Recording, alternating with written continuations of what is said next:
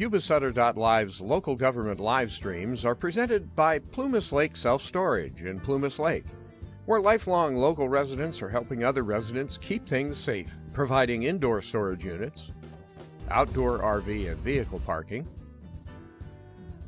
moving supplies, and Penske truck rentals. Details at plumaslakeselfstorage.com.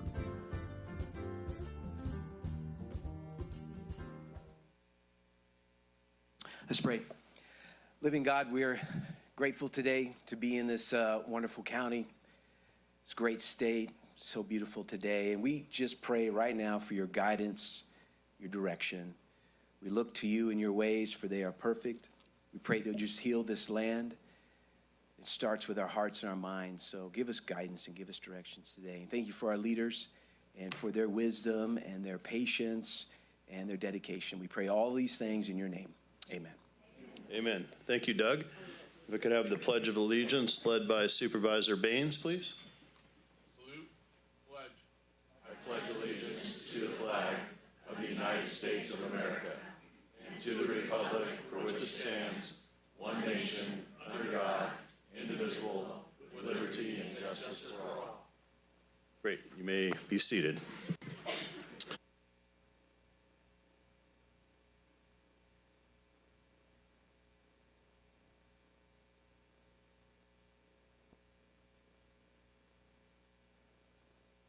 And I'll ask the board to join me up front for some presentations that we have.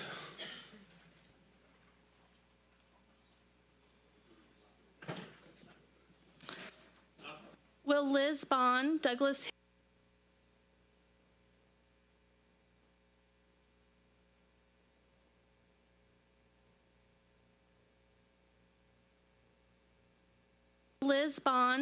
Hill, and Teresa Gaither please join the board up front for presentation of certificates of recognition to the adult probation intervention counselors.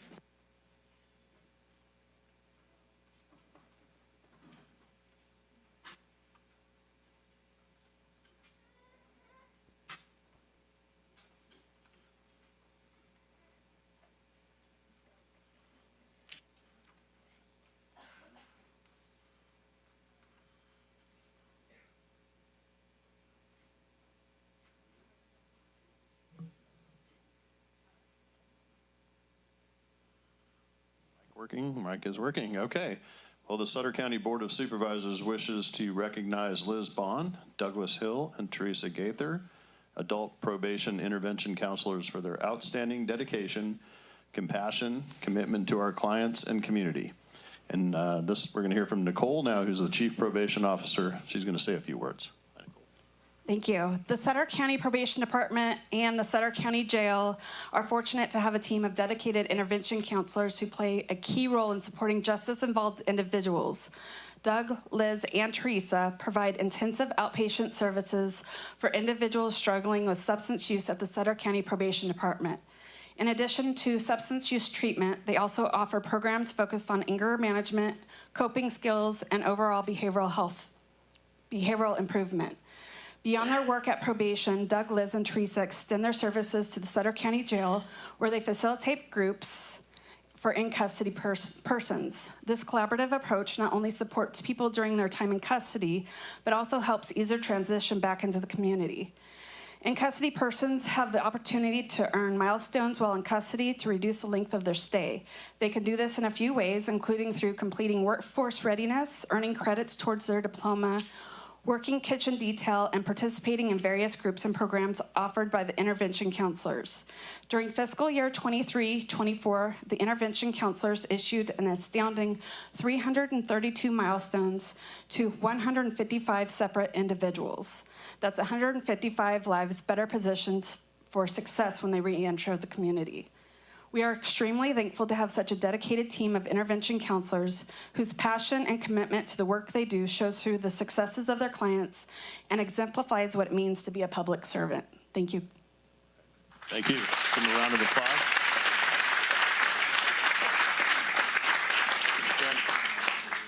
Take a photo together.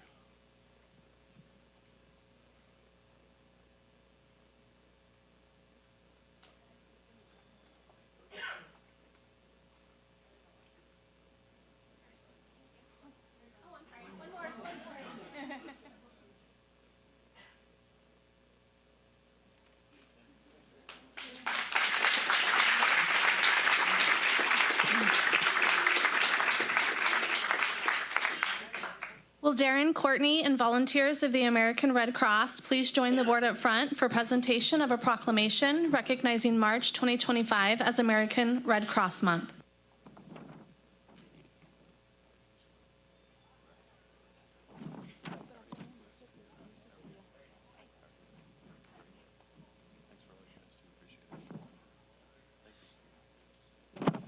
Okay. Red Cross Month, March 25th. During American Red Cross Month in March, we recognize the compassion of people in Sutter County and reaffirm our commitment to care for one another in times of crisis. This generous spirit is woven into the fabric of our community and advances the humanitarian legacy of American Red Cross founder Clara Barton, one of the most honored women in our country's history, who nobly dedicated herself to alleviating suffering. Today, kind-hearted individuals in our community exemplify Barton's commitment as they step up through the Red Cross in the California Gold Country region to provide a beacon of hope for our neighbors in need. Through their voluntary and selfless contributions, they make a life-saving difference in people's darkest hours, whether it's delivering shelter, food, and comfort during disasters, providing critical blood donations for hospital patients, supporting military families, veterans, and caregivers through the unique challenges of service, saving lives with first aid, CPR, and other skills, or delivering aid and reconnecting loved ones separated by global crisis. We hereby recognize this month of March in honor of all those who lead with their hearts to serve people in need, and we ask everyone to join in this commitment to strengthen our community. The Sutter County Board of Supervisors do hereby proclaim the month of March 2025 as Red Cross Month in Sutter County, and we encourage all citizens of Sutter County to reach out and support its humanitarian mission. Let's give them a round of applause. Thank you. Comments? Sure. Did you have some comments?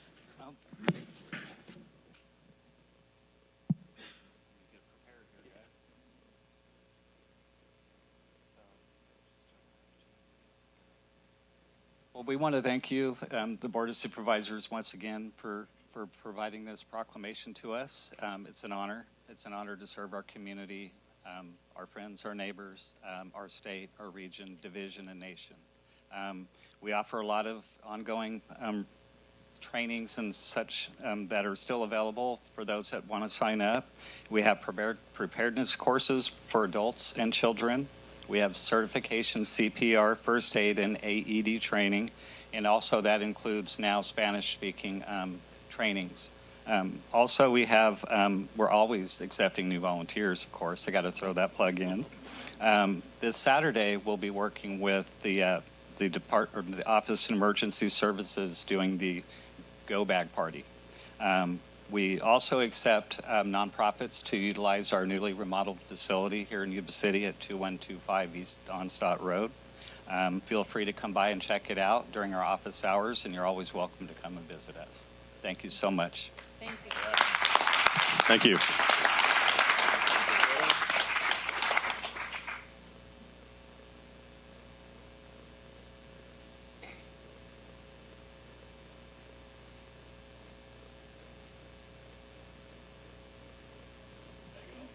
Thank you so Thank much. you.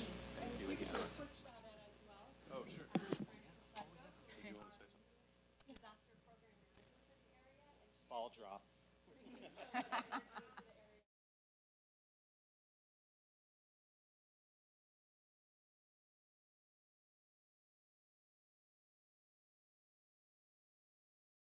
Happily retired now, and I took over in November of last year. Very excited to serve this community, excited to work with this wonderful group of people. And I hope to see you at one of our events, blood, donations, or any other time except disasters. I don't want to see you in a disaster.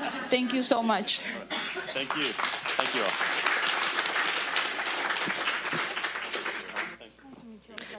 Will Seroptimus of Marysville, Yuba City, please join the board up front for a presentation of a proclamation recognizing March 2025 as National Women's History Month.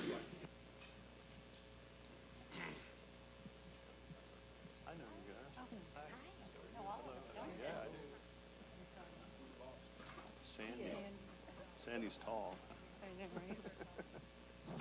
Okay, welcome, ladies. I gotta put my glasses on, sorry. I can't read without. There we go, okay. National Women's History Month, March 2025. American women of every race, class, and ethnic background have made historic contributions to the growth and strength of our nation in countless recorded and unrecorded ways. American women have played and continue to play critical economic, cultural, and social roles in every sphere of life in the nation by constituting a significant portion of the labor force working inside and outside the home.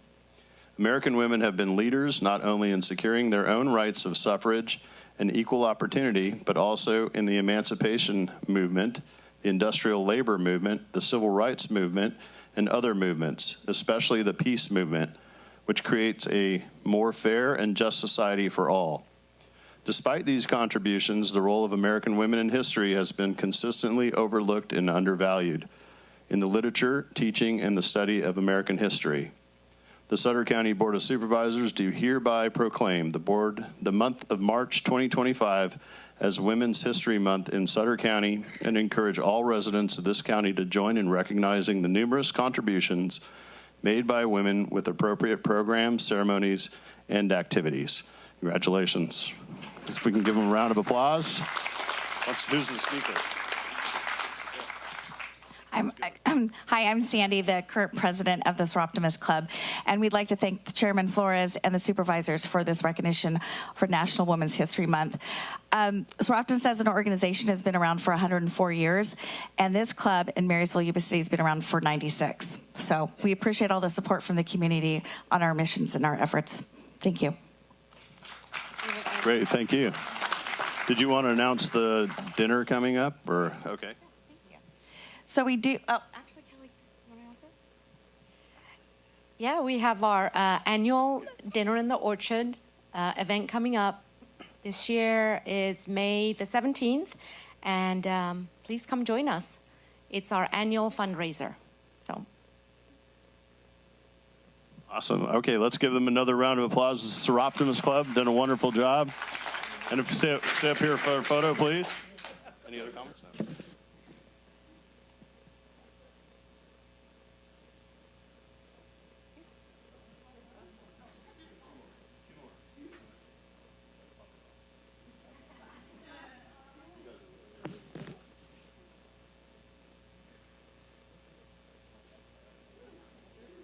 Thank you.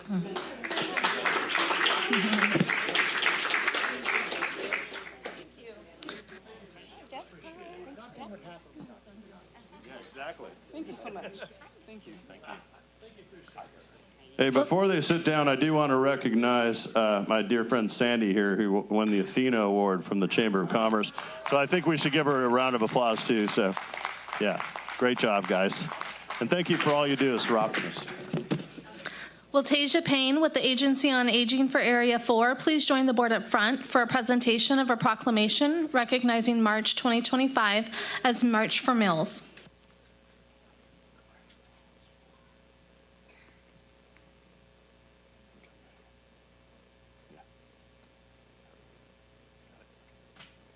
Okay, Meals on Wheels. Since 1972, the National Senior Nutrition Program has funded local programs that serve home-delivered and congregate meals to help to ensure older adults have opportunities to stay healthy, independent, and connected.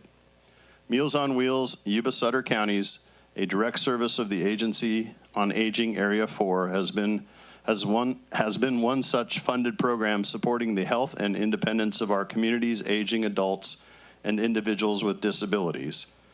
Meals on Wheels, Yuba-Sutter counties, staff and volunteers have demonstrated an unwavering commitment to reduce hunger and food insecurity, promote socialization and well-being, and delay the onset of adverse health conditions for homebound adults. The County of Sutter recognizes March as the 53rd anniversary of the National Senior Nutrition Program and celebrates the contributions of Meals on Wheels, Yuba and Sutter counties to health and independence of our county's aging and homebound residents. We express our deepest gratitude to the tireless efforts of the staff, the volunteers, who have dedicated their time and energy to ensure that our homebound neighbors receive not only nutritious meals, but also the companionship and support they need.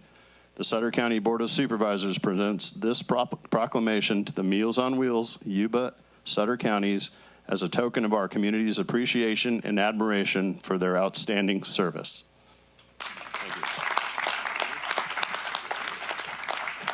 I am honored to accept this proclamation from the Board of Supervisors in Sutter County. This recognition will go a long way within our team as well as to the participants we serve. It's important to mention that Meals on Wheels Yuba-Sutter not only provides nutritious meals, but also provides vital social connections to older adults and people with disabilities who are homebound. And nationwide, older adult population is rapidly growing, which creates wait lists for programs such as Meals on Wheels and leaves a lot of older adults vulnerable and without the support that they need. And here in Sutter County, we are dealing with similar challenges. We do currently have a wait list on our Meals on Wheels program, Yuba-Sutter, and the way we are addressing it is by asking for volunteers who can help us deliver meals, as well as make those friendly calls and make our participants feel less lonely and more part of the community. So we appreciate your recognition and thank you so much.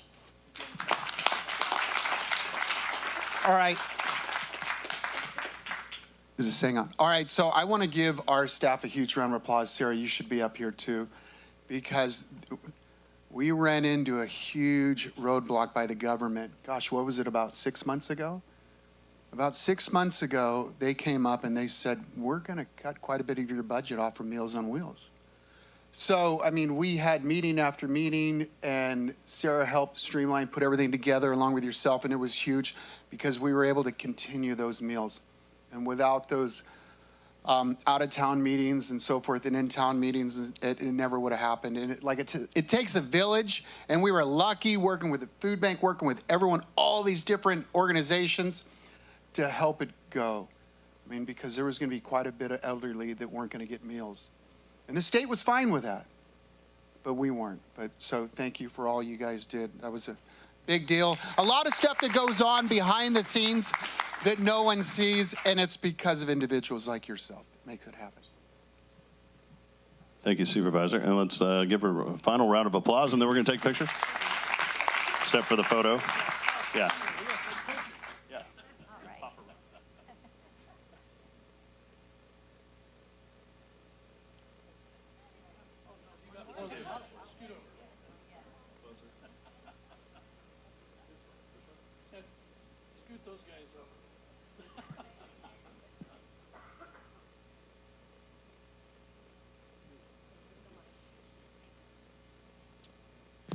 Okay. Will Sarah Eberhardt-Rios and Sutter County social workers please join the board up front for a presentation of a proclamation recognizing March 2025 as National Social Workers Month. Sorry. Sutter Health granted us a huge grant, too, for that Meals on Wheels. I forgot to mention Sutter Health, which you sit on the board for. Hi, guys. I can see you stand there. Yeah. Welcome. Hi. Okay, yeah. We're all friends, right? We could go up back. We'll go in the back. All right. We'll go in the back. All right, we got the whole room here. Important folks right here, social workers. Hello. Hi. Okay, National Social Workers Month, March 2025. Social workers enter the profession because they have a strong desire to help empower individuals, families, and communities to overcome issues that prevent them from reaching their full potential, and have worked for more than a century to improve the well-being and support of the basic needs of all people. Social workers follow a code of ethics that call on them to respect the dignity and worth of all people in schools, hospitals, and the military, child welfare agencies, adult protective services, public and behavioral health, employment and eligibility, healthcare settings, serving those who are homeless, conserved, or individuals exiting and in the criminal justice systems throughout numerous programs operating in Sutter County. Social workers have continued to push for changes that have made our society a better place to live through programs and advocacy that help address poverty, hunger, and homelessness, working throughout our society to meet people where they are to help empower people to reach the goals they wish to attain. The Sutter County Board of Supervisors do hereby proclaim the month of March 2025 as National Social Workers Month in Sutter County, and ask that all residents join in recognizing the numerous contributions made by the Sutter County social workers, celebrate and support the social work profession. All right. You guys do a lot. Sarah? Thank you so much for recognizing us social workers. Today we gather to celebrate the extraordinary contributions of social workers. We dedicate our lives to making the world a better place. The unsung heroes work tirelessly to uplift individuals, families, and communities, often in the face of immense challenges. As we know, specifically Sutter and Yuba County have limited resources for our clients, and we all work tirelessly to connect our clients to those services any way we can, reaching out to different agencies, family members, you name it. We go to no end to provide for our clients. So thank you for taking this time to recognize us. Thank you. So I'm your Health and Human Services, Sarah Eberhardt-Rios, and so I'm so glad to have our social workers here and have them speak on behalf of the incredible work that they do. Many of us are here because a social worker cared about us, including me. My dad was an orphan at 2 years old and essentially was helped all along his life, and so really inspired by you and thankful for everything that you do. So thank you. Photos?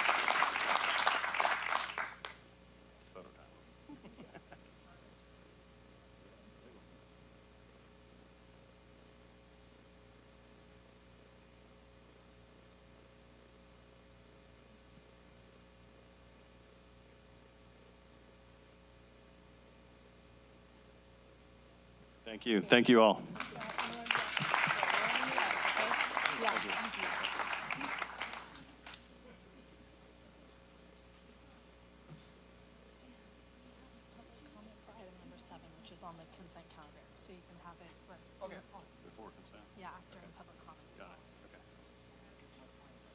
Oh yeah, I'll do that. I'm going to do that now, actually. Is Tony, where's Tony Farley? Can you come up for a moment? We have a special presentation for you.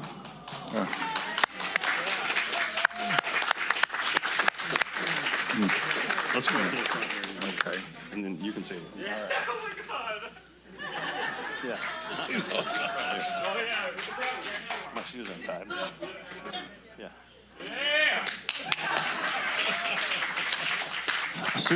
Supervisor Stevens has prepared a special treat for you, so I'm going to let him talk to you about it, okay? So ever since I've been on the board these last 3 months, Tony has said he loves pumpkin pie, and he knew we had Stevens Farmhouse. So Mrs. Stevens Farmhouse made him a special pie for his birthday. So Tony...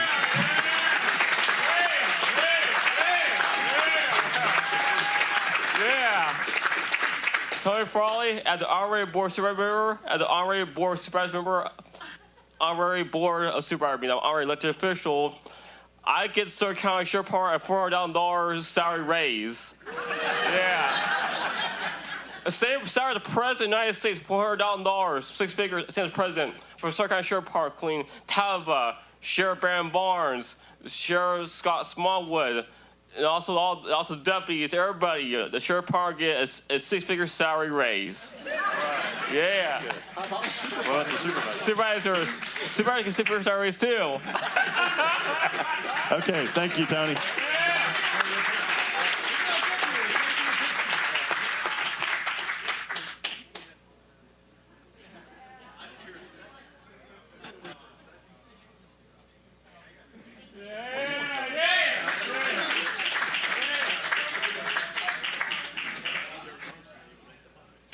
Yeah, he would go.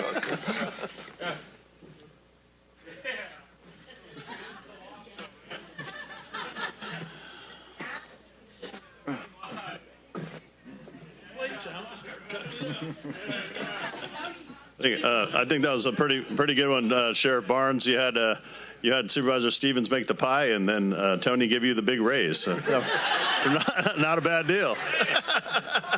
Yeah, let's make him another pie, Supervisor. Okay. Well, thank you. I think Tony's happy. You don't have to share it with us, Tony. Don't worry. Okay. Before I move on, I do want to report that coming out of closed session that we have nothing to report. So we did have a closed session, but I need to report nothing. And then we're going to move on now to public comment. This is where members of the public will be allowed to address the board on items of interest to the public that are within the subject matter jurisdiction of the Board of Supervisors. State law provides that no discussion or action may be taken on any item not appearing posted on the agenda. We have the consent calendar, but prior to consent, we do have one public comment regarding item. What's the consent item number? Number 7. Okay, so we're going to take the public comment regarding item number 7, and then I will call for a motion on consent. So public comment, item number 7, go ahead. Tina Hessong. Hi, Tina. Good afternoon, Supervisors. That was so sweet for Tony. Thank you. I spoke to you many times about the quandary that the Federal HAVA Act and the state AB 969 creates. And I feel that it's inappropriate to submit a HAVA grant application knowing that you cannot comply with the mandates of both of these laws. You can be held personally liable in this manner, which may not have been a big deal in the previous administration, but I have a feeling it might be pretty important with the new administration. So I'd like you to consider that. Thank you. Okay, thank you for your comments. We'll come back to the board, and I will ask for a motion. We are removing item number 1 and a motion on consent regarding items number 1 through 14, less item 1, please. Excuse me, Chair. We do have 4 additional public comment cards. Oh, you do? Okay. All right. Well, go back to the public comment cards. I wasn't aware of that, so go ahead and call the public comments. Manny Cardoza.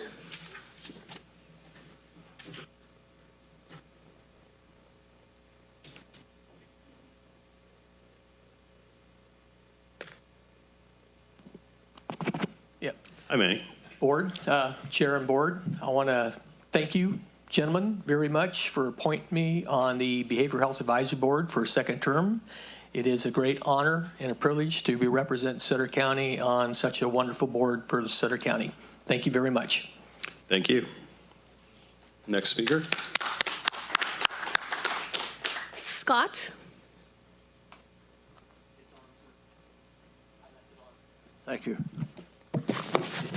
Hello and good afternoon. Thank you, members of the Board of Supervisors, for this opportunity to speak.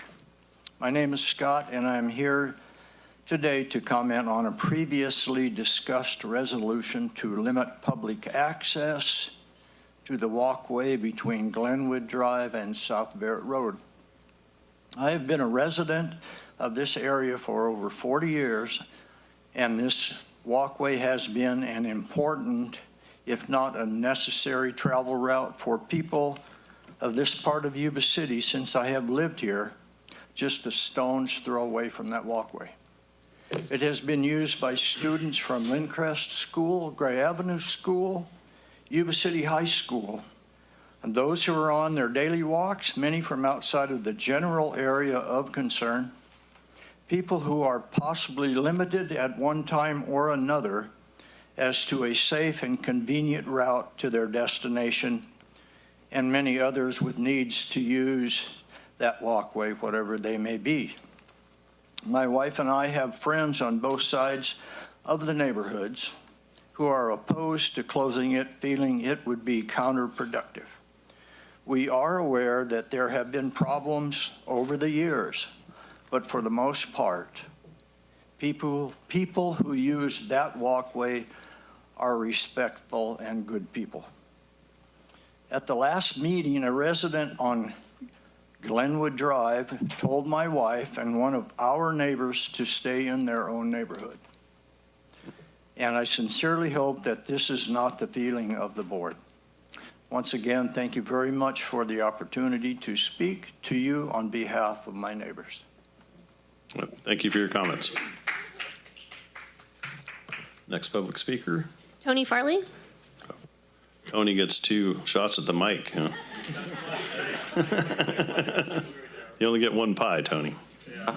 1 pie, a piece of pie, man. Tony Farley, South Walton, Hyde Park, South City, South Sutter County. Carm Baines, and across over Dr. Road sign is Matt Coon's district.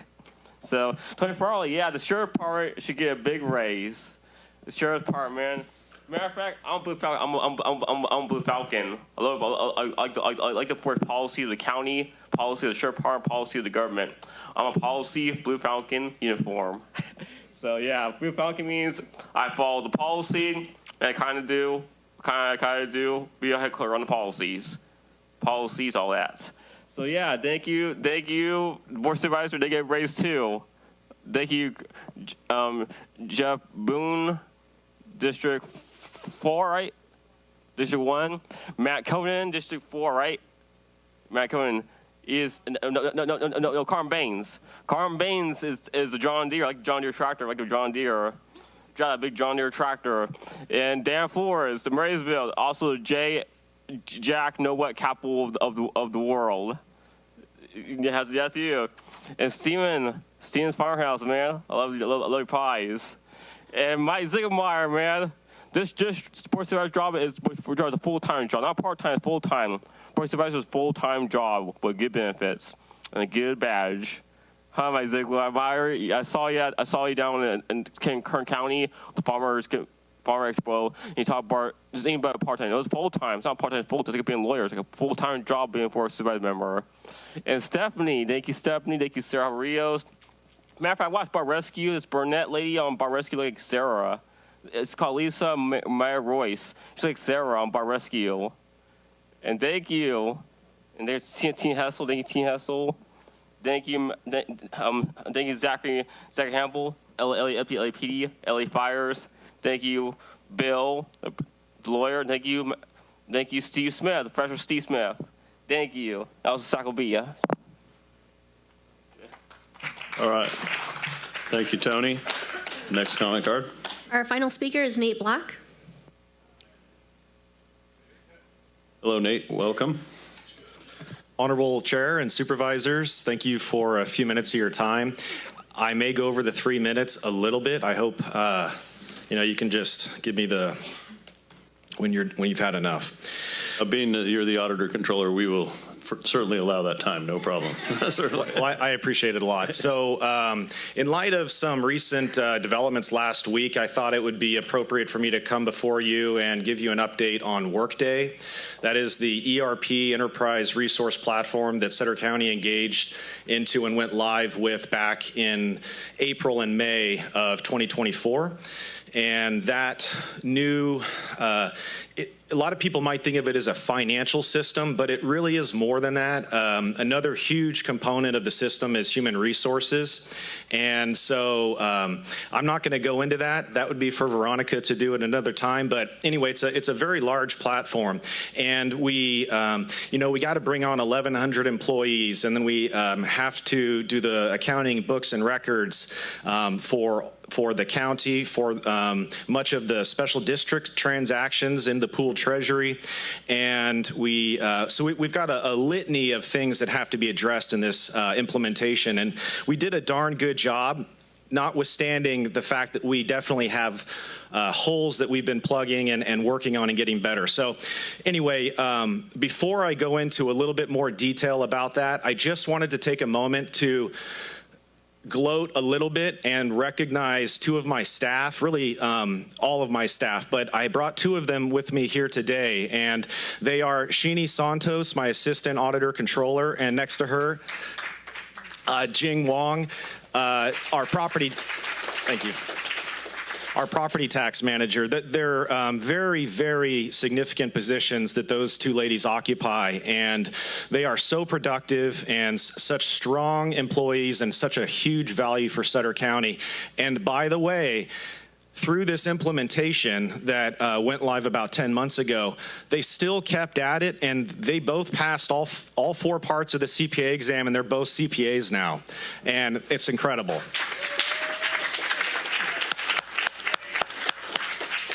And I had the honor of signing their applications, and it's a real honor. Thank you both. Vicky is our third manager. She's not here tonight. She's back at the office. We didn't want to take the whole team out, and they honestly are annoyed at me for bringing them here because there's so much work to do, but I just needed it this one time. You guys need the recognition. Okay, so back to Workday. The quick little backstory I just want to give to set kind of the context for the consideration that the board took on and went forward with was that we were in an ERP called One Solution, and it had stopped being supported and maintained by the company that owned the product to a great extent. And I've worked with many department heads. I'm going to talk about a couple of them tonight briefly, but we felt this pain very hard. And when you're dealing with such a large organization with, frankly, very limited resources, a broken financial system, ERP, has significant implications. And tonight, I'm here really before you to talk about one implication in Workday that didn't go so good, but give you an update on how that is today. But anyway, that's the background. We had a system we no longer could maintain confidence was going to be persisting into the future and viable. As an example, just to put a pin on it, the W-4, which became, it was a new W-4 the IRS issued in 2019, which changes how you approach your withholdings. The system we had for years after 2019, through COVID and all that, it still did not allow for the new W-4. So such a basic requirement from the Internal Revenue Service, the system didn't even accommodate. And that's just, again, one small example. I'm trying to be brief. And so ultimately, we decided to take the plunge and to jump into this Workday platform. Let me give you a little, again, brief. I can go on and on about this stuff for a long time. I'm not going to do that. You can thank me later. But I'm here. I'm also happy to answer any questions as I talk, if it's something you want to hear more about. So Workday is a commercial sector product that has transitioned to the government side. So here's a couple of companies, obviously not an exhaustive list, that Workday has as customers, okay? 3M, Airbnb, Bank of America, BlackRock, Humana, Pfizer, eBay, Morgan Stanley, Walmart, US Foods, Kohl's, Lennar Homes, Citibank, Dell USA, Target Corp. So they've now made inroads at local government, specifically that side of their platform. So we have 11 counties right now in California that are on Workday. And I'm going to briefly name them: Placer, Butte, Nevada, Contra Costa, San Mateo, Lake County, Santa Cruz, San Joaquin, Santa Barbara, Kern, and of course Sutter County. This product is not going anywhere but up. It's going to get better and better, and it's going to be here, I think, for our lives. We did not have that, and Ken could talk to you about this for a long time. We did not have that kind of confidence even close in the old system. In fact, they're struggling. So it's a good system, but it's going to need continued work and effort, and we're here to do that. We're going to keep doing that. And so as I was trying to think about how I wanted to craft this Workday update for you, what it keeps coming back to is that this county has just an exceptional team. It really does. And I am so honored to be a part of that team and to have collaborated with some key department heads to get us live in Workday. And we are paying the bills. We are doing payroll for over 1,100 people. It's working. Is there still issues here and there? Absolutely. Do we listen and work on those? Absolutely. Do we meet about it? All the time. My office has direct meeting with the treasurer tax collector, has a direct meeting with HR, has a direct meeting with the CIO's office. Those are all separate meetings, but they're all useful to facilitate improvements in the system because everybody has a little different need, a little different perspective. Of course, the CIO's is the most important, and so we collaborate with them. So about kind of what got me here to talk to you in public comment, not on the agenda in a scheduled item, is just wanting to kind of talk a bit about Workday publicly. And so I want to talk about one challenge that was brought to the forefront last week, and that is claims processing. So the county auditor controller's office is the approver for all access to the pooled treasury in the county. And that works in all 58 of the California counties in that way. And I won't get into government code unless you want it, but that's how it works. And so anybody that wants to access the pooled treasury has to present to us documentation that we then review and hopefully and generally approve. And then they can access their funds, and the treasurer facilitates that payment. So during the last 10 months, we have been over 30 days at certain points in processing our claims. And so I'll not sidestep that or anything. That's absolutely the case. And we're very we're knee deep in it. We know that. And we have a lot of important departments that and special districts that require us to get their business process. Tony wants me to do the sheriff's first, and we try to, Sheriff, but everybody's business is important, obviously, and so the throughput is important, getting it done.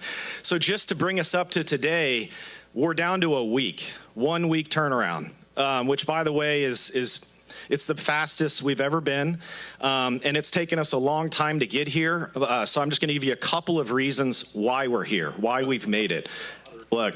Yes, please. Wrap it up in a few minutes. And I'd love to have you back for an agenda item, though. So, Actually, through the chair, go ahead. I was going to actually say something. Sorry, but there's nothing we can discuss about this. So I'm going to ask you to come back to the next meeting so we could actually put this on the agenda so we could discuss workforce. And I'd ask the department heads to show up next meeting as well so we could pick your brains with workforce. Like I said, we can't discuss this in public because it's not on the agenda. So I'd like to ask you questions, but I can't do that. Okay, Supervisor, thank you. So go ahead and wrap it up within like a minute or so, and then we'll have you back for an agenda item. Will that work, Otter Black? Of course, and be happy to answer any questions. Appreciate it, yeah. Yep, for sure. I appreciate you being here today. Oh, my pleasure. Okay, so I will get right to the end then. It's really, I just want to recognize some of the key players on the team that I've spent the last 2.5, 3 years of my life working with on this project, and I'm very honored and pleased by how well they've done. And so anyways, I'm going to start off with Ken Sraw, our General Services Director. Ken has been there the whole time and could not have done it without him. I'm going to just keep moving. Sorry, Ken. I'm going to keep moving now. Nicole Kroner is our Deputy Director of IT, works for Ken, and she was the project manager for Sutter County, and she did an incredible job. I want to also mention HR. Veronica, I already mentioned her, but they have a huge part of the program, and they've done an amazing job.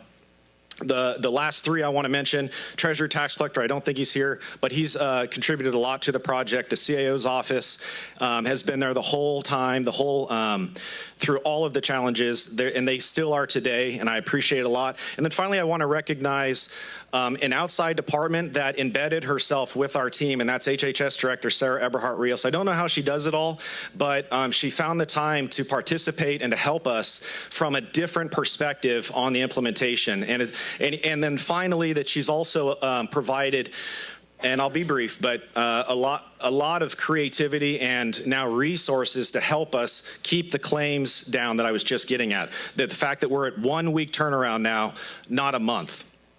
So anyway, the team's incredible. Sutter County, for the resources we have or don't have, I just am so proud to work on this team. Thank you. Good. Thank you, Otter Black. Appreciate it. We'll have you back as well. Okay, I'm going to move now, and I'll entertain a motion for the consent items 2 through 14. I make a motion to approve 2 through 14. Okay, we have a first and by Supervisor Ziegemeier, second by Supervisor Baines. Do I have a roll call vote, please? Can I have a roll call? Supervisor Boone? Yes. Supervisor Flores? Yes. Supervisor Ziegenmeier? Yes. Supervisor Baines? Aye. Supervisor Stevens? Aye. Okay, we'll move on now to public hearing, item number 15. Public hearing to consider adoption of a resolution updating the Natomas Basin mitigation fee for 2025 for authorized development under the Natomas Basin Habitat Conservation Plan. Okay, thank you, Madam Clerk. Neil Hay will present the item. Good afternoon, Chair and Supervisors. So this is an annual item that comes before your board. Every year, the Natomas Basin Conservancy provides our department with the updated land values for mitigation within the basin, and your staff report includes the estimated costs for the subsequent year. The report essentially was put together by the firm EPS, which is also the financial firm that is preparing the urban services plan and the other key financial documents for the Lakeside to Sutter Point project. I could have, we can scroll through.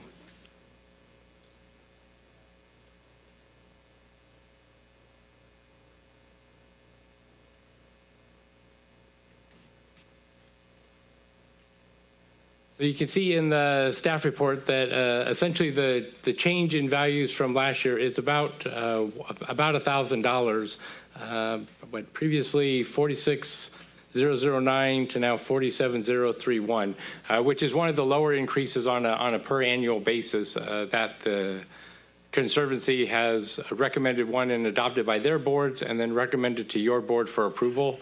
To kind of understand how this works, that if a development does a project that's more than 50 acres, they can provide a reduced fee, pay a reduced fee of $33,281 per acre, plus they have to dedicate 50% land somewhere in the basin.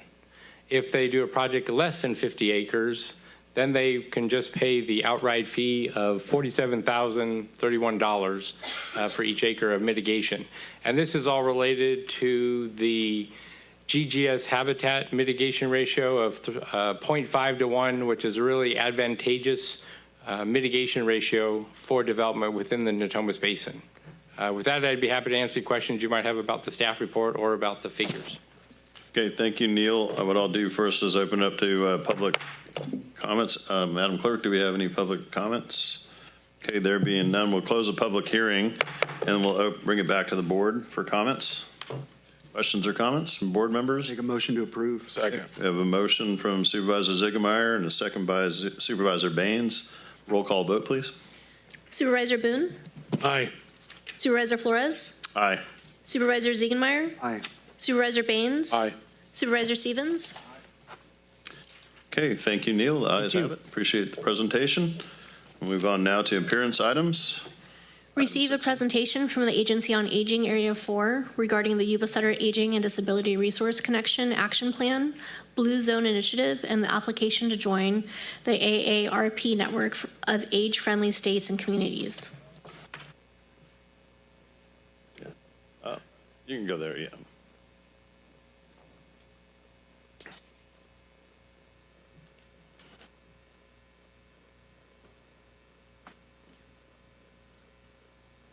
Good afternoon. My name is German Aon. I'm a program manager with the Agency on Aging Area 4, and I'm representing today the Aging and Disability Resource Connection of Yuba and Sutter counties. Today I will be presenting on the AARP Age-Friendly Livable Community and asking for your support to join the network. Today I will also be joined by Janique Lee, the program manager of Freed Center for Independent Living, Marnie Sanders, executive director of the Blue Zones Project, Don Angelo, the regional director of AARP, and myself. So what is the AARP Age-Friendly Livable Community membership? So this membership was established in 2012 to help communities prepare for demographic shifts. It includes towns, cities, counties, and states committed to becoming more age-friendly. This provides access to national and global research, models, and best practices. It equips local leaders and residents with resources for assessing the needs of community members and developing an action plan. Membership in the AARP network of age-friendly states and communities is free. It also provides recognition for committing to becoming age-friendly. It provides resources for identifying and assessing community needs, and it offers access to technical assistance and expert-led webinars, as well as support and best practices from AARP.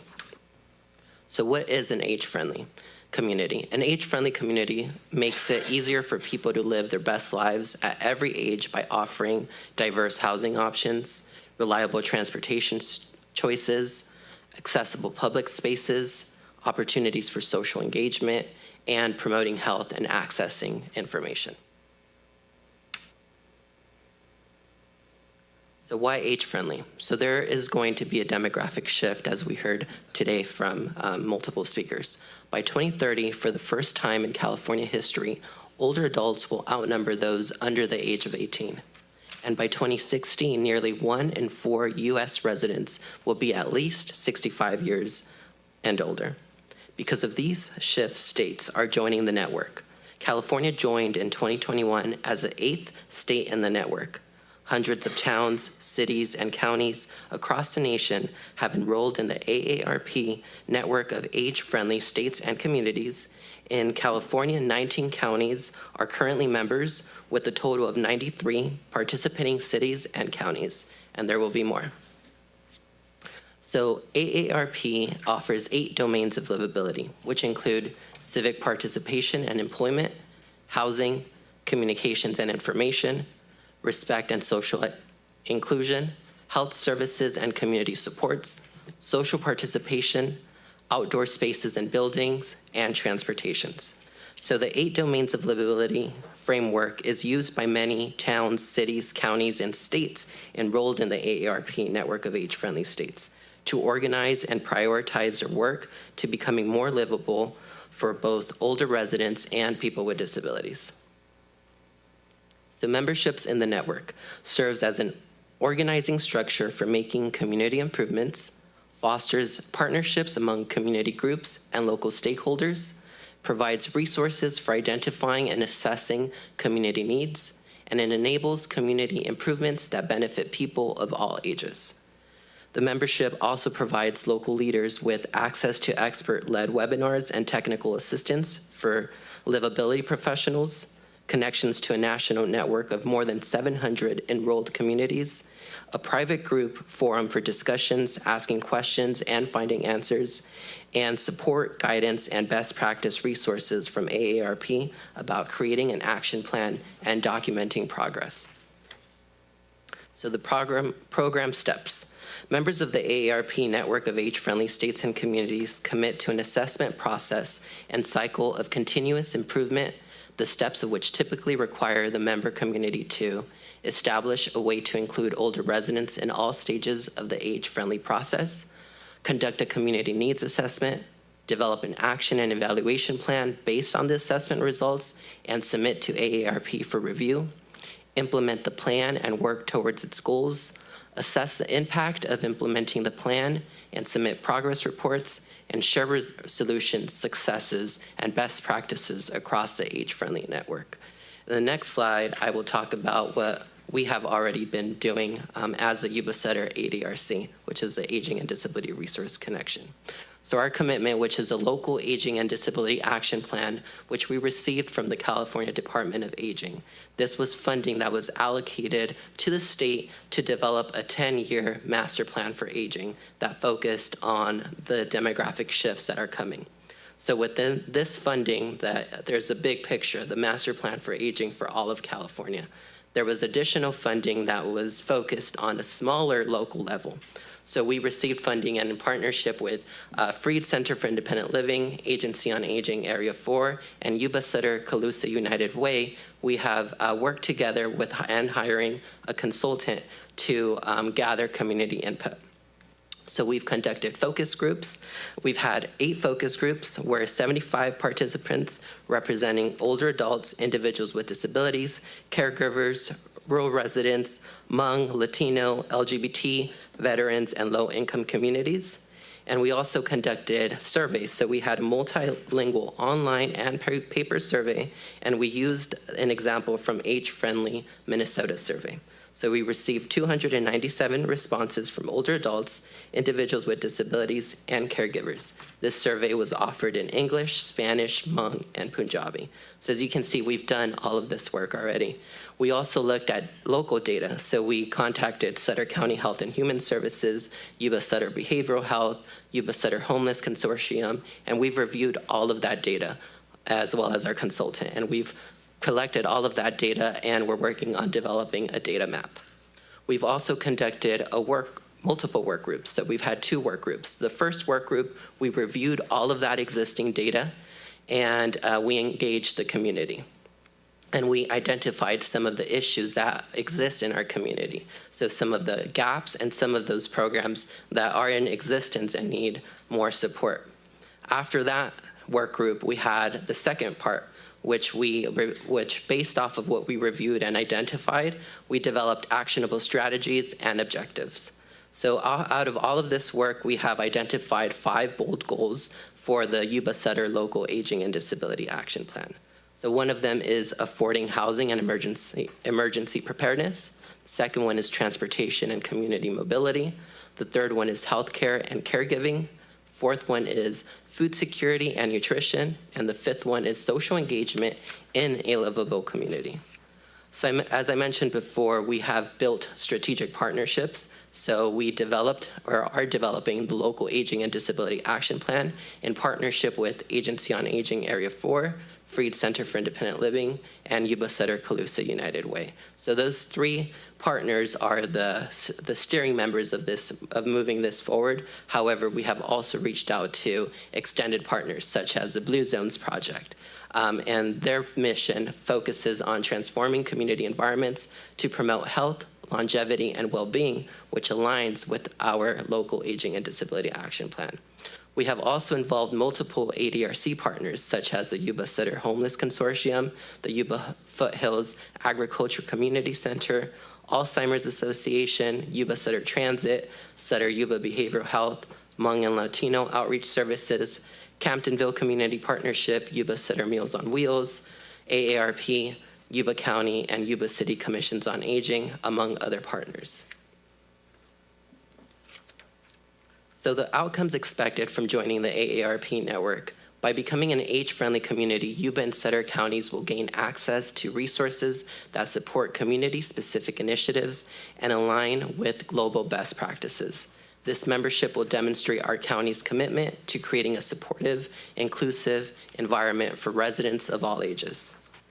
So the call to action today is, by joining the AARP Age-Friendly Network, it is a proactive step toward a stronger, more inclusive community. It aligns with our Local Aging and Disability Action Plan goals that I mentioned previously. So we're asking for your support and commitment to make this happen. Communities seeking to enroll in the AARP network of age-friendly states and communities are required to submit a membership of application, as well as a letter of commitment from the Board of Supervisors. So now I would like to invite my co-partners, Freed, AARP, and Blue Zones Project.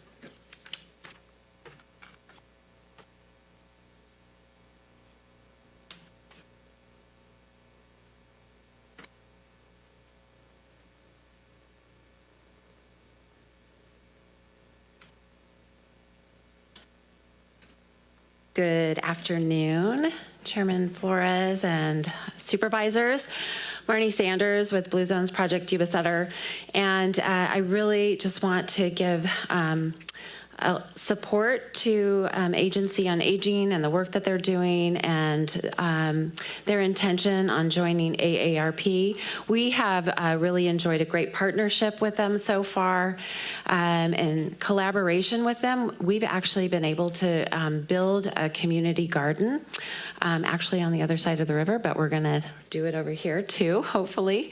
But as German pointed out, the goals of the work that they're doing are very well aligned with the goals of Blue Zones, just creating more health and well-being throughout our community at all ages. And one of our mottos with Blue Zones is that we want to reach everyone, everywhere, and give everyone the opportunity to access healthy choices and to live better longer. And so everything that they're doing is really, again, aligned so well with the work of Blue Zones. And so we fully support the work that they're doing. And I think we will continue to come alongside of them as they endeavor to meet the requirements of AARP. And we will happily continue to do that work with them.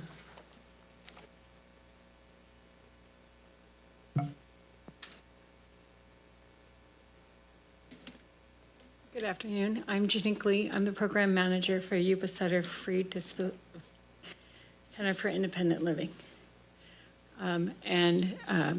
We've been honored to be a part of the Aging and Disability Resource Connection in partnership with Area 4 and in developing the Master Plan on Aging and Disability for Yuba-Sutter counties and with the Calusa Yuba-Sutter United Way. A lot of what we're talking about are things that the Board of Supervisors has already supported in so many different ways with so many different programs that you have been involved in and ensuring move forward, such as housing, such as the shelters, the CHIP plan, supporting Blue Zones, the community, the senior center, and your commissions on aging. And we've tried to get as many of those involved with these plans as we can. And also with your IHSS Advisory Committee.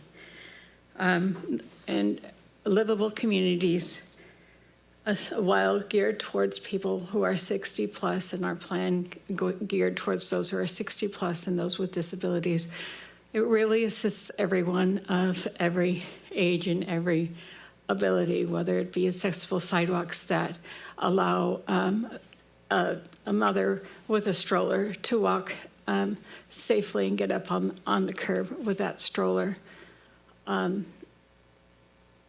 or housing that is accessible and makes it easier for people to load in whatever furniture or whatever that they have when they're moving in or out. Thank you for your consideration.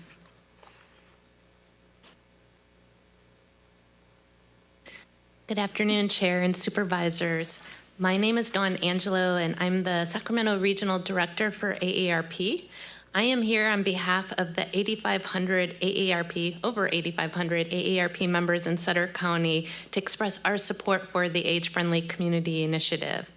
AARP is a nonprofit, nonpartisan organization dedicated to empowering people to choose how they live as they age.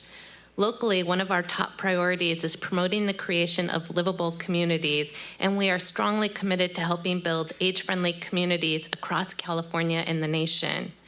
We know that the more connected and engaged people are within their community, the more likely they are to age successfully and remain living in their homes as they age, as the vast majority wish to do.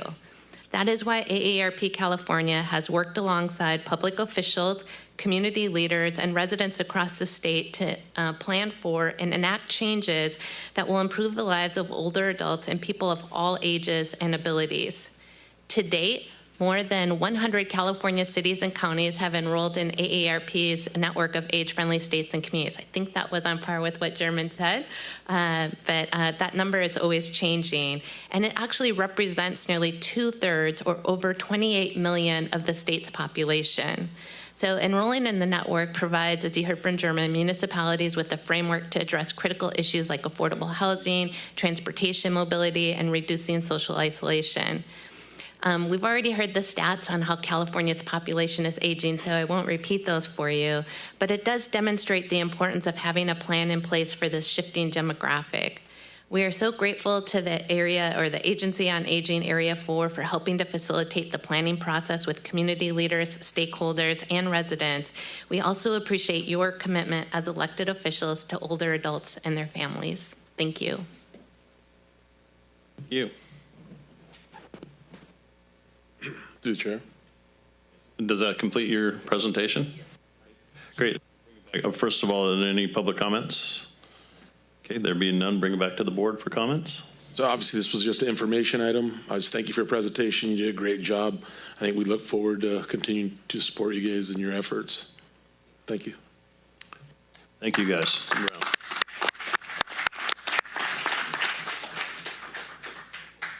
Okay, we'll move to item 17. Receive a presentation from the court-appointed special advocates for children.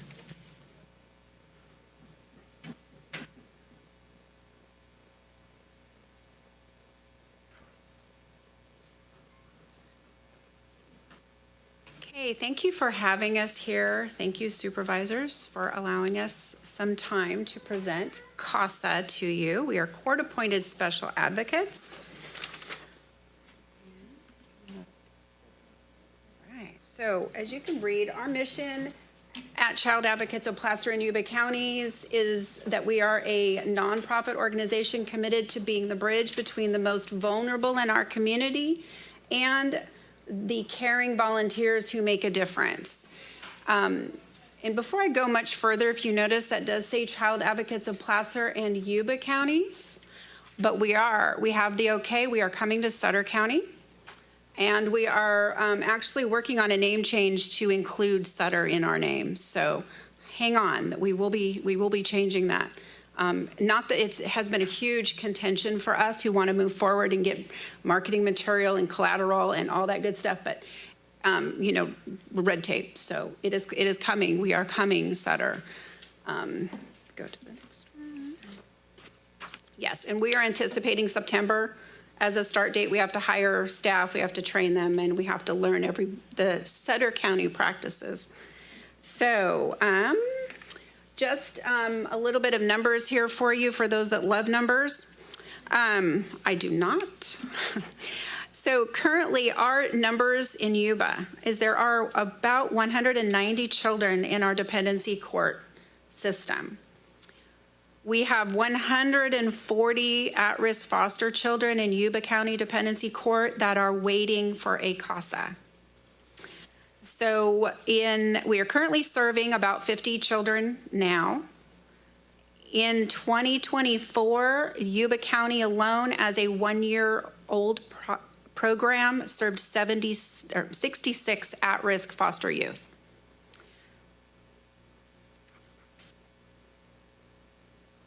So children in foster care, as I'm sure you are aware, have a higher level of risk in a lot of different areas.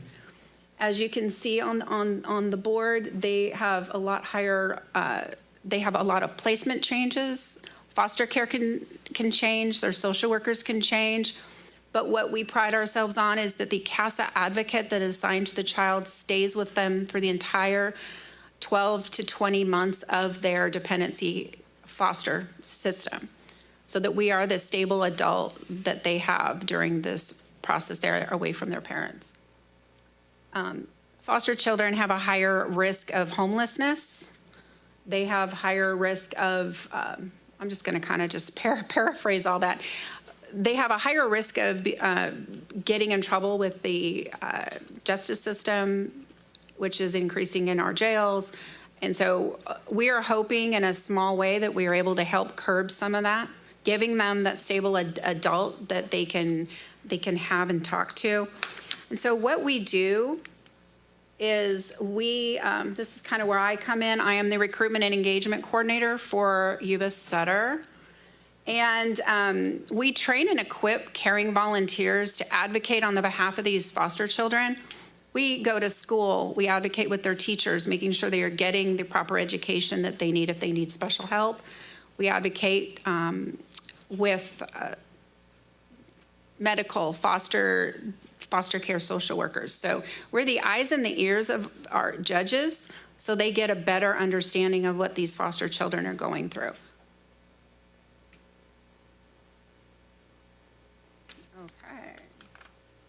We already discussed the Yuba County program has helped 66 children last year. As a whole, with our Placer County office, we have served 436 children in the foster care system.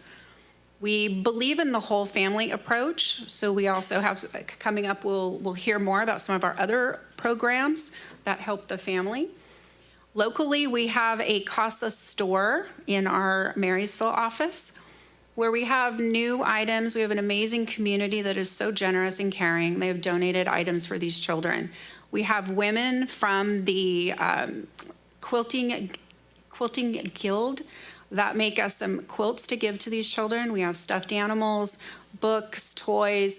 The idea is to give them some comfort during a very difficult, scary time for them.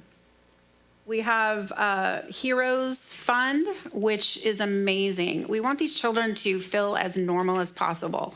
We don't want them to have the stigma of being in foster care. So if they want to learn piano, if they want to play on a soccer team, we have a fund that will help them accomplish some of those goals.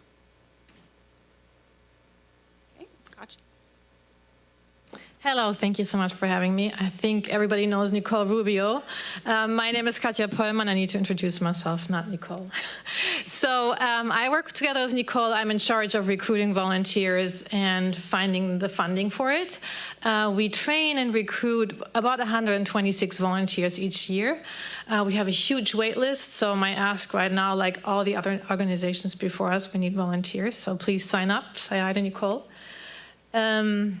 All in all, last year we had about 444 volunteers. That amount changed a little bit. So next slide. We offer different programs. So every time there is a need, CASA is our flagship store. Court-appointed special advocates is a flagship, what we do best and very proud of. Thank you to all the social workers, by the way, who were honored before. Couldn't do what we do without them. So every time there's a need, a staff member sees, we have a lot of kids in the foster care system that are also at risk of being sex trafficked. Unfortunately, that's an issue in Placer, Yuba, and Sutter County together. So we started a Be Bold program that serves these youth. We build peer support groups where they learn, how to safe date somebody, how to be in a peer group, learn from each other. So we see a need and we create a program. In Sutter County, it really depends on the funding, what we can do here and what the needs are. And I'm sure you have already lots of nonprofits filling these spaces, so we want to be very careful. But we love to collaborate with everybody here, so please let us know if there's a need. As Nicole said, next slide, yeah, thank you. That's a great program, K9 for Kids. Everybody likes puppies. I know Yuba County has a great program where the dogs come into the court. Kids have to come to court at least once, and it's very anxious. So we bring in a dog, and in Yuba County they do that. If you have a need here, we would be happy to fill that. But Nicole talked about the whole family approach. So every judge has the goal to reunite the child with their parents. The parents get a case plan they have to work on from the social workers, and we want to support these parents as well. We have staff that has lived experience, that has been there, and they can really help them and guide them through that process. Sorry, I already skipped to the next, okay. So I don't want to go into every slide, but it's the whole family approach. We help parents at different stages. We help them during the reunification process, and we help them at the very end. Sometimes it's just that basic life skill that they're lacking and that we can teach them. And one more slide. Yeah, one more. So Kinship Allies is another one where we saw a need. Actually, Children's System of Care pointed it out. We have a lot of grandparents that take in these kids, or a lot of friends of the families, soccer coaches, whatever kids identify. So oftentimes it's grandparents stepping in. We just had grandparents that took in 5 of their grandkids in a 2-bedroom apartment on a fixed income. Those grandparents need our help. We assign a volunteer, just as we do to the CASA, and we have hopefully some funding for them, because oftentimes the funding kicks in a little later. So these grandparents, for example, were sleeping on the couch, so we wanted to help them and at least have an air mattress where they can sleep on. We provide some food for them until they get some financial aid. We just want to make really sure that these grandparents stay with that commitment, because if they don't, if they say it's too much, then we have to look for another placement for these kids, and that's traumatic once, it will be more traumatic when this happens the second time. So these are all our programs. We would love to do all of these in Sutter County. We got the green light for CASA. We're super excited to do that. We hope to start in September, and we need volunteers because we have a long wait list, and we need the funding. So did I forget anything? Any questions? Thank you for your presentation. Are there any questions from the public? Yes, sir. You can take the mic if you would like. Mhm.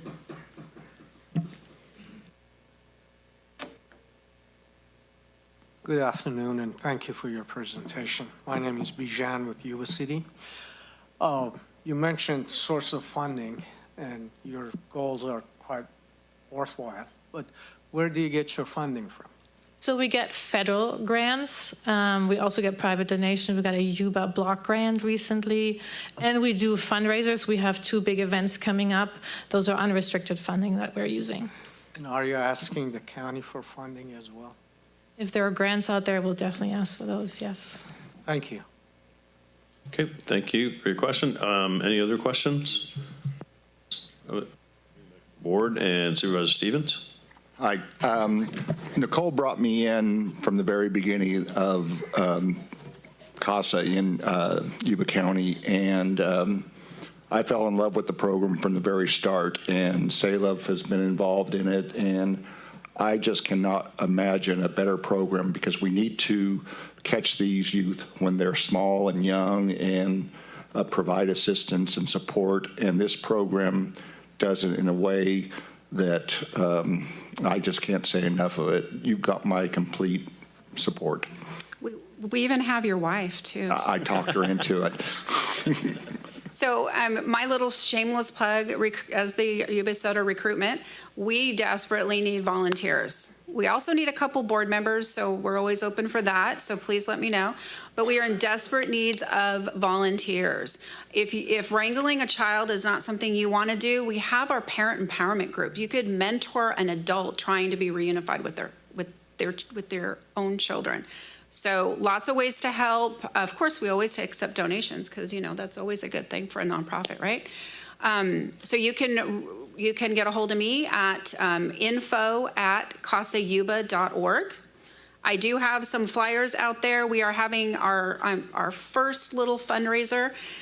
With this amazing community, finding a weekend to do a full-on fundraiser is a little difficult. So we are having a Red Robin fundraiser. So there are flyers out there. If you bring the flyer in on March 31st, I believe it is, 20% with that flyer, 20% will come back to CASA. Awesome. Well, thank you for your presentation. Are there any other comments from the board? Again, just great presentation. Sorry it wasn't an action item, but look forward to supporting you guys. And I know you kept bugging me. Yes, we're finally coming to Sutter, Carm. I appreciate it. Thank you. Good job. Oh, thank you.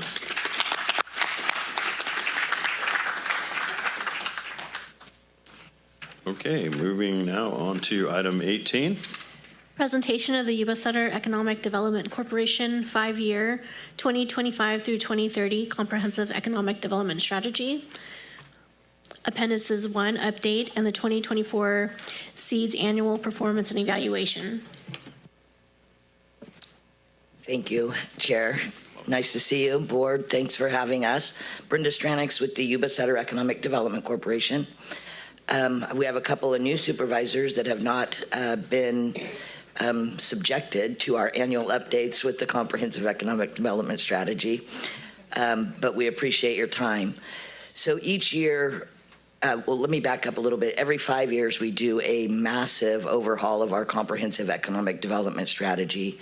We are wrapping up the last 5-year with this update today, and we're also presenting the next 5-year update as well. Cynthia Roderick with my team does the lion's share of work, so I am going to give her the floor. She's going to give you a very brief, I promise, presentation that will highlight some of the areas regionally as well as some items specific to Sutter County. We're happy to answer questions when we're finished.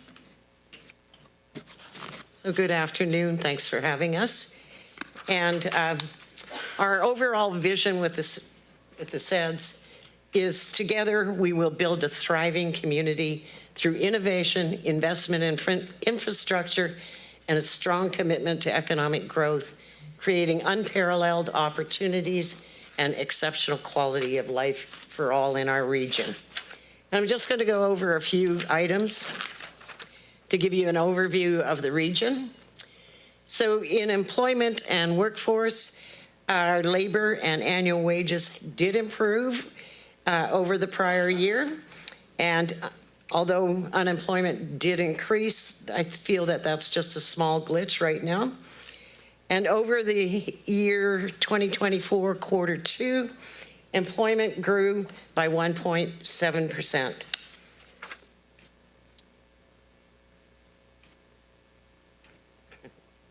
There we go. Yeah. Other way. This slide represents the region's economic status, and overall, the region has improved its economic well-being through, although poverty rates did increase. Our gross domestic product, though, had a 7.22% increase. I'm going the wrong way. We're still struggling with our education attainment, though, and over the year we did decrease, and we really, really need to take a good hard look at education attainment. We had a lot of industries and jobs added. There was 9,872 jobs and over the last 10 years in our region. And the top industries was healthcare, social assistance, retail trade, educational services, accommodation and food services, agriculture, and public administration. I'll let you do it. They never work for me. We did have an increase in the number of establishments over the year. There was 614 new establishments in the Yuba-Sutter region. So those are jobs added. Agriculture, gross values increased by 4% in Sutter County and a whopping 35.7% increase in Yuba County. Just to give you an idea how important Beale Air Force Base is to our region, in 2022, Beale executed $67.7 million in local contracts. Through the chair, how much of that went to Sutter County, though? They didn't break it down for me. All right, because those are the numbers that I'm interested in. So next time, if we could have that broken down, I've asked the last couple of years, I'm curious about. I respect what they're doing over there in Marysville and Yuba County, but I'm a county supervisor. I need to know how much benefit they bring to us over here. That means jobs included. So if we can get that number. We can certainly try. Thank you. The base provides us with that data. And there was almost 11,000 jobs created. As you can see, the Yuba-Sutter Economic Development Corporation has been busy over the year.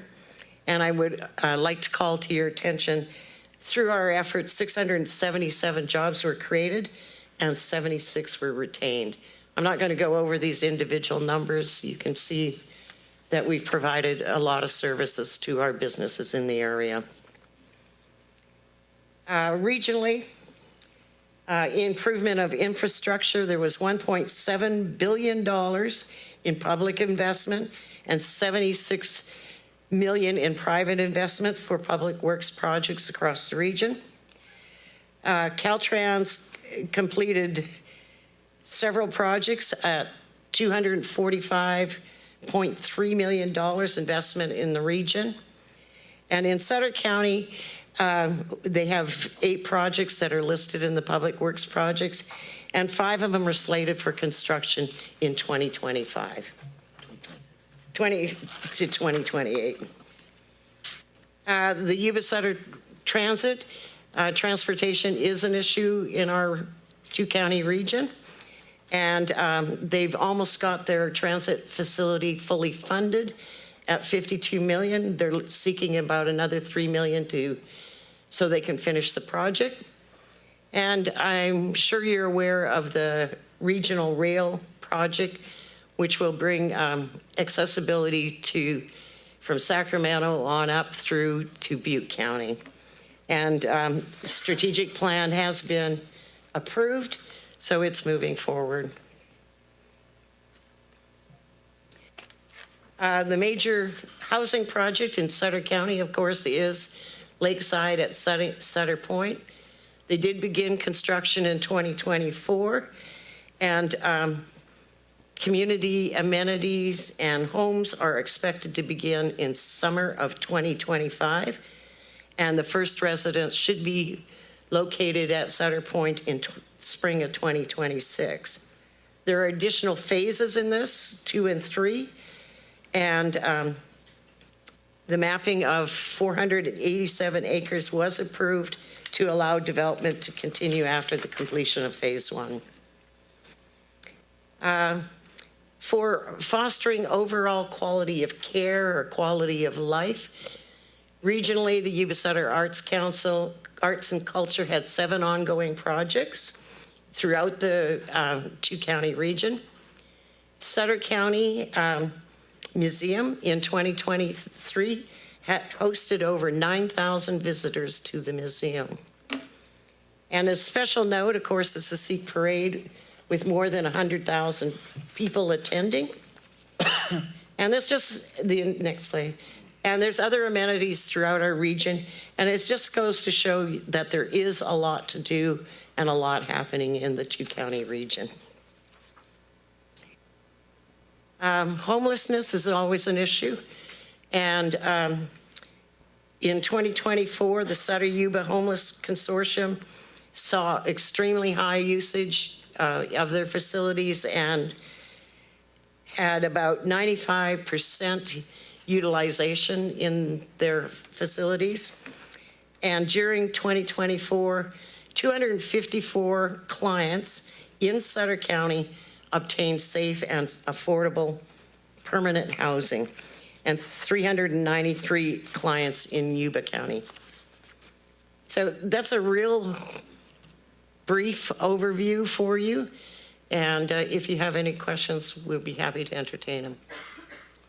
All right, thank you for your presentation. I'll start with the public. Are there any public comments? Okay, then I'll bring it back to the board for any comments. Any comments from the board? Okay. I want to say thank you for your presentation. EDC, you was great at gathering data for us. And I think to Supervisor Ziegemeyer's point, if we can get some data just on the Sutter County side, but I know that it's an MSA, right? So it's based. Can you explain what the MSA is so that everybody understands that? Sure. So the Yuba-Sutter MSA is Yuba and Sutter County. It's designated as a metropolitan statistic area. So our work, especially on this regional plan, is regional in nature. It encompasses the 2-county region. We certainly can try to drill down data specific to Sutter County as well. Okay, Supervisor Ziegemeyer. Yeah, through the chair. I was hoping, Brenda, that you could help put together, because last year in '24, there was I guess it was a more or less, not a job fair, but a service fair for contractors in Yuba County, but it was only allowed for Yuba County contractors. Sutter County contractors weren't allowed to participate. So I would recommend, that we pitch in, that we'd open it up. We are a region. The Air Force serves us all. Therefore, I believe it, should be nice to have something for access to contractors on both sides of the river. So currently there is a procurement fair that is slated for this Friday coming up, and it is open to the region. Well, we've done more with less time, so we'll have to figure this out. Can you email us each some about the procurement fair? Exactly. Certainly. So we can get it on our personal social networks, so we can get our local contractors. Hopefully it's not too late to sign up. Okay, and where's the procurement? It will be held at the Yuba County Government Center. Yuba County Government Center, okay. Okay, any other comments from the board? All right, thank you so much for the presentation. Thank you. We are asking that you adopt a resolution today to accept the the update as well as the 2026, 2030 Comprehensive Economic Development Strategy. And I do want to thank Neil Hay and his team with Public Works for their commitment to making sure we get projects updated so that then they're, eligible for funding.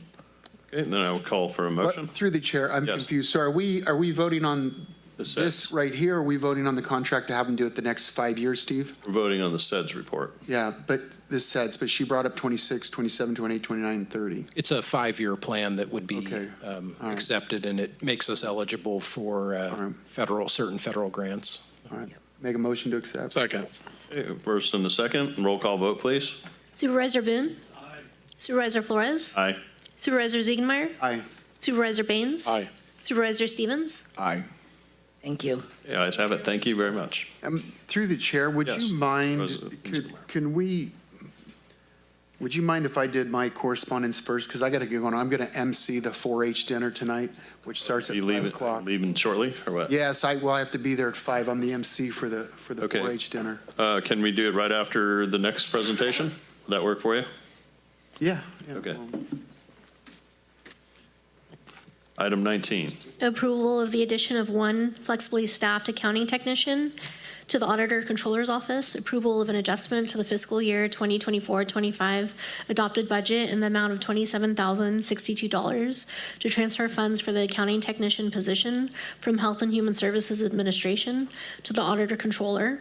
Approval of the addition of one limited term accountant auditor to the Auditor Controller's Office through June 30th, 2027. And amend the position allocation schedule for the Auditor Controller's Office to reflect the above changes.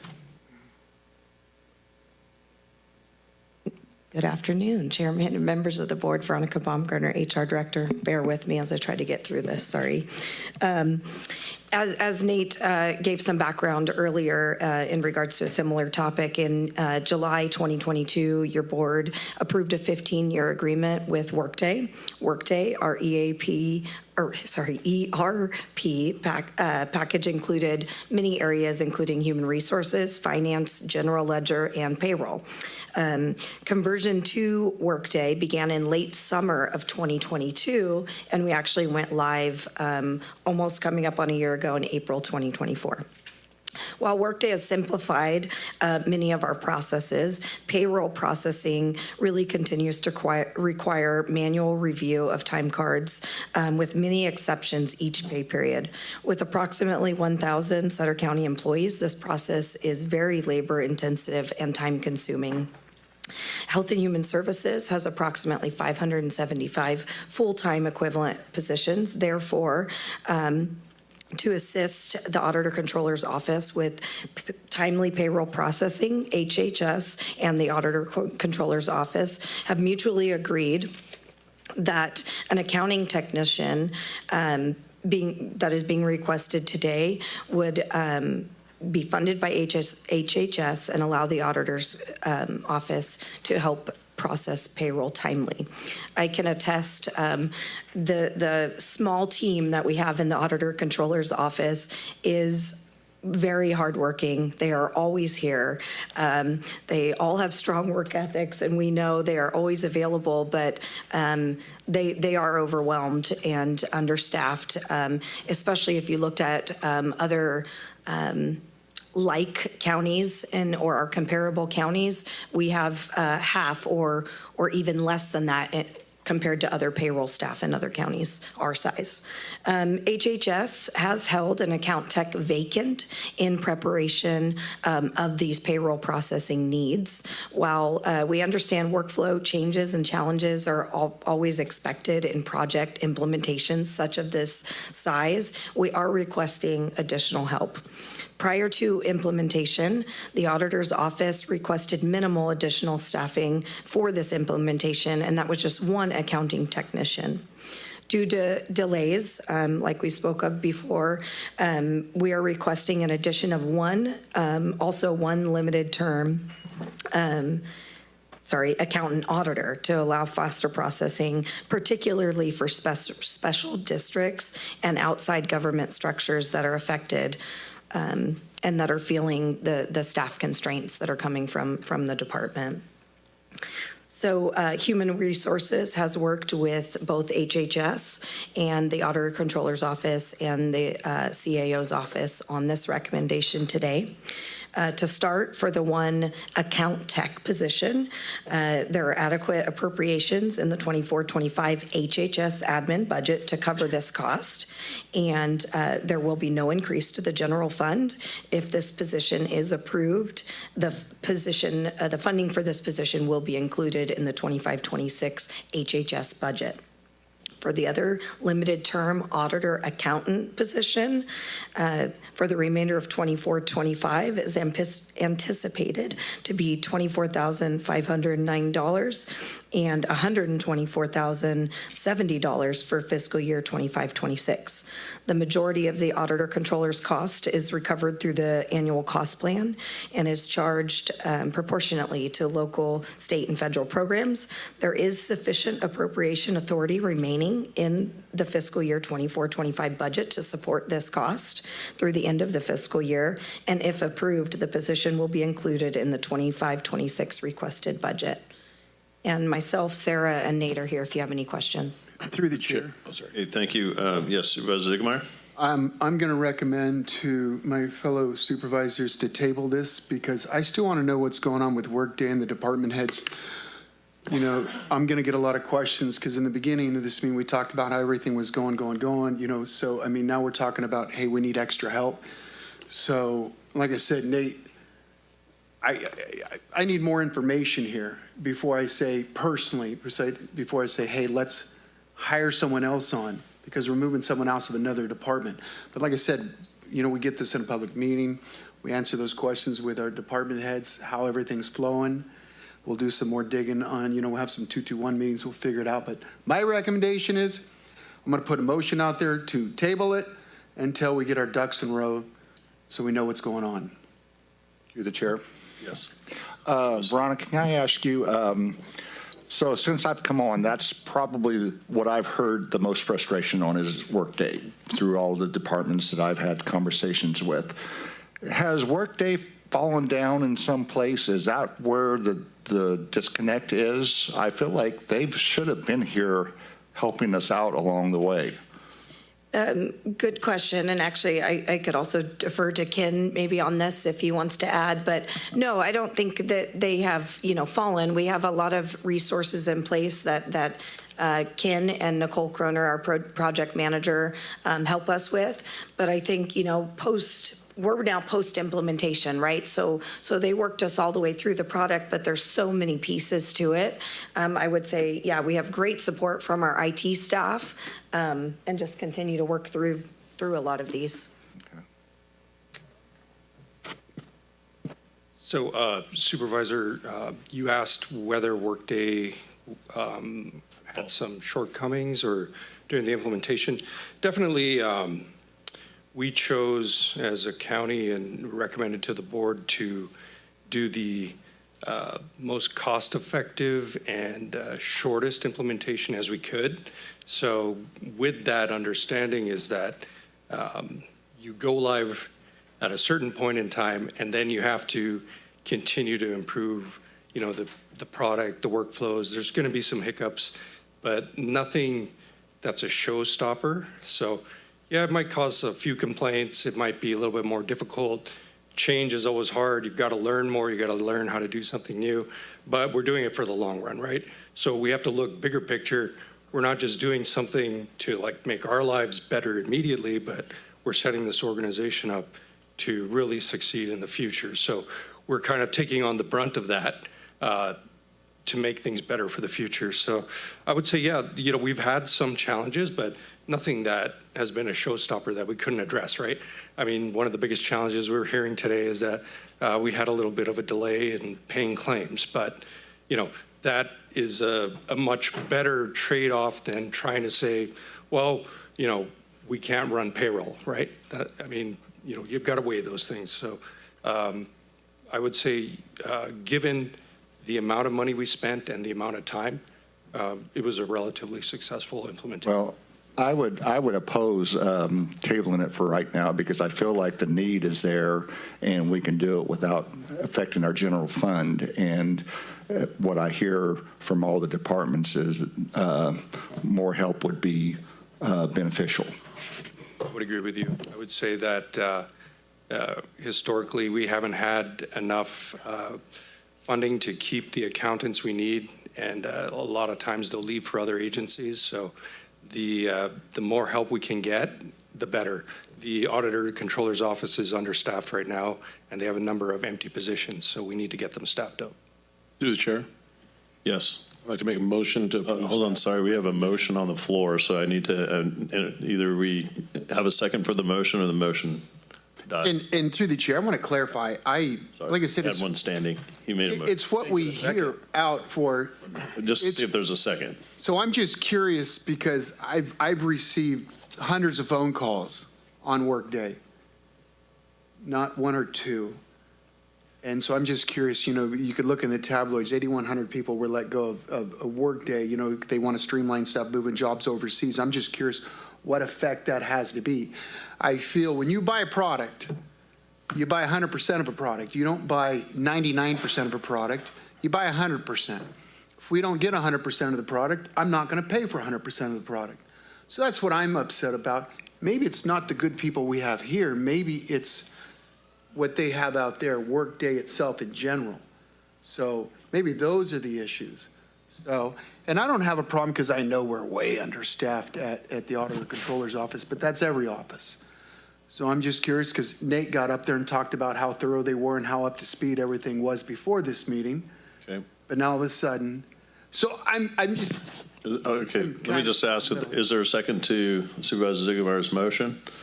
Okay, any further comments? To the chair? Yes. I can address a few of the issues if you'd like before a vote, or I can hold off, whatever. So my thought on this, and I'll see how my fellow board members feel about it, but we invited the auditor controller to come back and talk about Workday and give us an update. I think that we need the staff right now in the meantime to carry on as we go forward. But, if we have concerns about hearing more about how Workday is functioning and more about the complaints and understanding where we are now, I think that we need to agendize that item so that we spend the proper time and that we spend the proper understanding. Because although I appreciated the auditor's report today, I too have heard a lot of negativity about Workday, and I think it would behoove all of the staff who have worked on Workday and done a great job to come back and report to us on the status of Workday, where it's been, where it is now, rather than carrying on a complete discussion now regarding this specific topic, which is providing staffing for the auditor's office. That's my feeling on it. If you don't mind, C.S. Smith, unless the other supervisors feel differently about it, that's what I'd prefer to do today. Nope. I second Supervisor Baines because I know we need the staff. Okay, so we have. Regardless, we need the staff. Great. We have a motion from Supervisor Baines and a second from Supervisor Ziegemeyer for the recommended action. Is that correct? Correct. Okay. Then I'll have a roll call vote, please. Supervisor Boone? Aye. Supervisor Aye. Flores? Aye. Supervisor Ziegenmeier? Aye. Supervisor Baines? Aye. Supervisor Stevens? Aye. Great. Ayes have it. Thank you very much. Thank you. And then we'll look forward to having that update on Workday, and we know that you'll be able to provide us an update of how things are going. All right. Thank you, Supervisor Ziegemeyer. And I know that you want to do a report before I go to the next item. Sorry, Sarah, we're gonna skip to one item for district reports for Supervisor Ziegemeyer because he's running off to a 4-H dinner. So Yeah. go ahead. Thank you, sir. Thank you. I want to close in memory of Opal Murphy of Sutter, longtime resident who passed away. And I want to thank Neil Hay for spending the morning with me. We had some great meetings this morning. We started our morning in Sutter with Aaron Murphy off of Lytle and South Butte Road. And then we moved over to Markley and Township Road, met over there with Lisa Sjogren. That was great. Then we moved over to Meridian and met with Suzanne Davis. Biggest thing is I'm going to request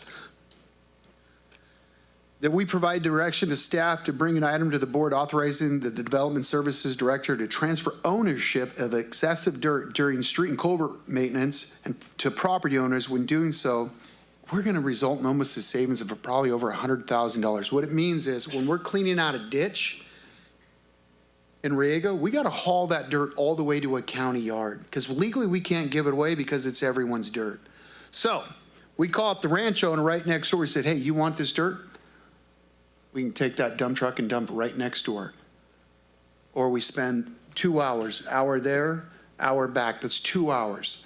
So we're cutting time and energy. Guys are able to go. We get these ditch cleaned. And we saw this, like I said, when we were in Meridian, off of Markleyan Township, off of Southview Road. There's ranches all over. 70% of Sutter County is in a FEMA flood zone, so it's always going to be ag, so we got extra places. So it'd benefit the heck out of that and save us a lot of time and energy, but we don't have an ordinance that allows us to do that. So other than that, thank you. Hope you all have a great week. The 4-H auction is tonight. It's the only fundraiser for the 4-H besides, I mean, you have the fair for the animals, but the 4-H auction is for everyone. I love doing the emceeing, great event. Thank you. Thank you, Supervisor Ziggemeyer. Good luck with the 4-H. Raise lots of money for them, would you? Okay.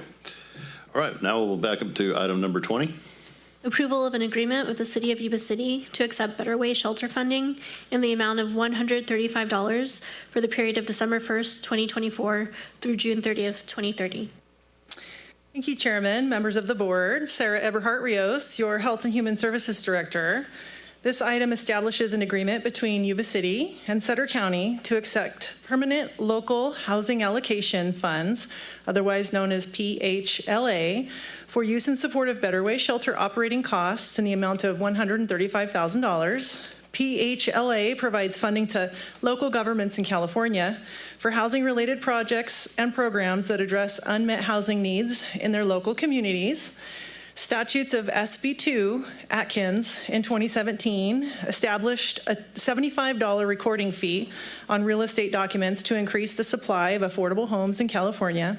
SB 2 directs the California Department of Housing and Community Development to use 70% of the revenue collected via this $75 fee, beginning in calendar year 2019, to provide financial assistance to local governments for eligible projects.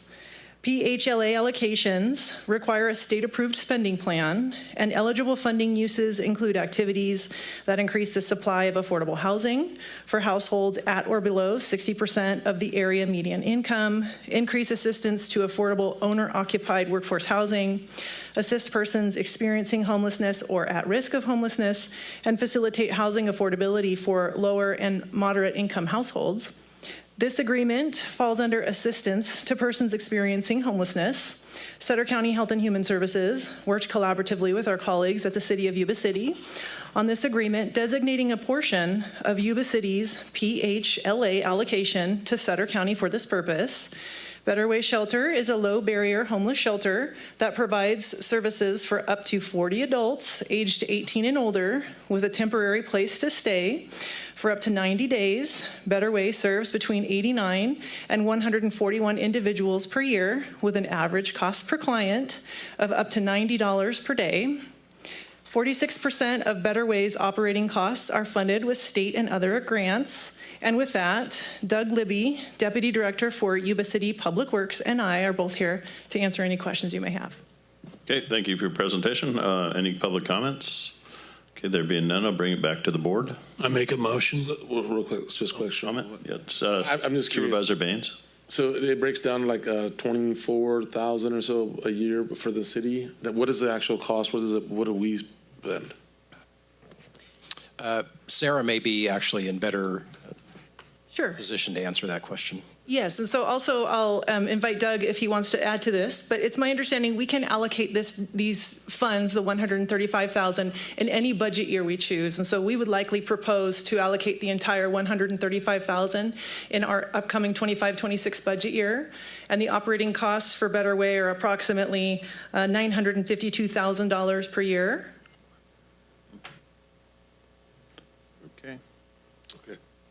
Any other questions, Supervisor Baines? No, thank you. Okay, did you have a motion, Supervisor Boone? Yes, I make a motion to accept. Okay, is there a second? Second. Okay, we have a first by Supervisor Boone, second by Supervisor Baines. Roll call vote, please. Supervisor Boone? Aye. Supervisor Flores? Aye. Supervisor Baines? Aye. Supervisor Stevens? Aye. Okay, the ayes have it. Thank you very much, Sarah. And now we'll move on to Steve Smith, Sutter County Administrator, with follow-up and announcements. Thank you, Honorable Chair and Supervisors. So just a couple things. This Saturday, the 15th, from 7:30 until noon, the clerk recorder is having a special passport day. I think the appointments are filled up, but they do take walk-ins. And for anyone that knows, during the week when they go, it's extremely busy. So just like to thank that office and Donna Johnston and her folks for putting on that additional day. I used it a year or two ago, and it was very helpful. So again, this Saturday, Clerk Recorder's Office, Special Passport Day, 7:30 to noon. And then also, I wanted to mention Sutter County Fire. We've known over the past couple years that it's been very difficult to secure funding to keep the ongoing operations at the current level of 2 firefighters per shift. And doing some legal research, we found that CSA, county service areas, are able to charge fees as long as it does not exceed the cost of providing the service. And this is in addition to they receive a special fire tax and a small portion of property tax. So with the great budget difficulty they're having, and I anticipate there are 6 limited term positions that we're trying to hang on to, that some of the COVID money has helped. Otherwise, we would have been in a much worse position over the last few years. The board dedicated a lot of that to public safety. But I would like to move forward with having staff and, if needed, a consultant work on a rate study as soon as possible so that we can bring some possible fees to the board to consider implementing. And that would likely be for CSAF and possibly CSA C and D. I'll have to see. They have different staffing, so it may be different amounts. Okay, thank you for your comments, CEO Smith. I personally think that would be a great idea to bring those that proposal back, or at least a better understanding for us. Any other board members would like to comment regarding CIO's recommendation? I would just add that charging fees for me is a better idea than closing stations or browning them out. That's encouraging. Okay, thank you, Supervisor Stevens. And now we'll move on to, unless there's any questions on correspondence, then we'll move on to district reports, and we'll start with Supervisor Stevens. Well, I had the opportunity last night to go down to Nicholas. The Sheriff's Department invited me down for a community event just to go over things. I really appreciate them doing that. They do it, I believe, in all areas. So had a real good meeting. About 30 to 40 people came out. I'm really impressed by what the Sheriff Department does with the resources that they have. It's incredible when you hear the story about how they have to, how much money is spent in the jails for public or for inmate safety, for medication, for their meals, everything that they do in there is just extremely expensive, and what they have to do to the amount of work they have to do to make that jail specifically safe to inmates trying to cause themselves harm to avoid litigation and possible high lawsuit damages. I really commend them for the work they put in, and I'd just like to say thank you to the Sheriff Department. Okay, thank you, Supervisor Stevens. Supervisor Boone. I just wanted to say to to Sarah Everhart Rios. I really appreciate all the work that you do at our county level and how you step in when you see a needed position and make things happen. And one of those that we saw earlier with Nate, and that makes a big impact, and it didn't go unnoticed, and I truly appreciate it. Thank you. Okay, thank you, Supervisor Boone. Supervisor Baines? So I'd like to request a birthday card for Tony to go along with his pie. Yeah.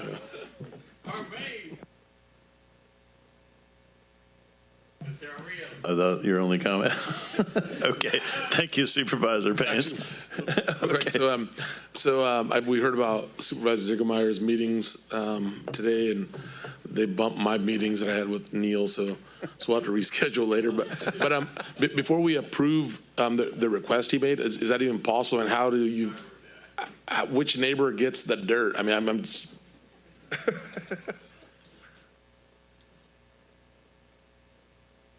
You can. I mean, is it even possible? No, but I'm just saying. I'm like, how does that even happen? Hold on a sec. Is that even possible to make that request? Yes, it actually is. It would be a gift of public funds. However, as long as there's a public purpose, then the board could make that determination. And so in this case, I believe what Supervisor Ziegelmeier was thinking was that the savings that the county would receive would outweigh the benefit to the individual. And so therefore, it creates a public benefit. Again, just going back, like, how do we determine which neighbor gets the dirt? That would be something that would be at the discretion of the board. Split it up. Okay, well, I guess that's something we can find out more about, right? Okay. All right, any other comments, Supervisor Baines? Okay, great. I just have a couple of things. First, I do want to recognize our staff as well. For people who don't know, everybody that I know that's involved with Sutter County as staff work really, really hard. You know, we heard from the auditor's office today. We've heard from Sarah's office. We heard from Veronica, from HR tonight. But I especially want to call out Steve Smith, because I'll tell you, this CAO is there day and night. I often come into the office in the evenings because I do work during the day. And then I'll tell you, all day Sunday and in the evenings all last week, this gentleman was there, and sometimes till 8, 9 o'clock at night, and then all day this last Sunday. So I just want to share that, there's a lot of hard work and time that goes into all the things that go on. So you don't know what happens behind the scenes during the day and in the night, and it's just a lot of work. So I don't know how to stress that, but I really want to stress that appreciation to you, CAO Smith, and just all the staff for really the hard work. I know this other staff in your office are always in there as well. So, give them let's give them a round of applause, actually, if we could. Yeah. And don't worry, ladies, I know he can't do it without you two sitting over there, so we're not leaving you out. But I just want to call, and I also want to just recognize the board here. We spent a great weekend last weekend on the Buckeye Parade. We had I'm just going to say it was fun. I mean, we rode and walked. Some of us walked in the parade, handed out candy, and met a lot of people in Marysville, and it was a lot of fun. And then the evening, we all attended a dinner that was a really special dinner put on by the Hop Sing Society, which is 150th anniversary dinner that they had, and I thought that was really special. And it's pretty neat that we live in an area or a region where something like that can happen. So that was a lot of fun, and to thank my fellow supervisors for joining us on that day. Okay, with that, no further comments. I'll motion to approve the entertain motion. A second. Got a first and a second. We'll just say all in favor. Aye. Okay, meeting adjourned. Thank you. To the chair, we had that other closed session, remember? Oh, yeah. Second continue. Okay, we're moving to a closed session. Yay. Job's never done, just like I said. Yuba-Sutter.live's local government live streams are presented by Plumas Lake Self-Storage in Plumas Lake, where lifelong local residents are helping other residents keep things safe, providing indoor storage units, outdoor RV and vehicle parking, moving supplies, and Penske truck rentals. Details at plumaslakeselfstorage.com.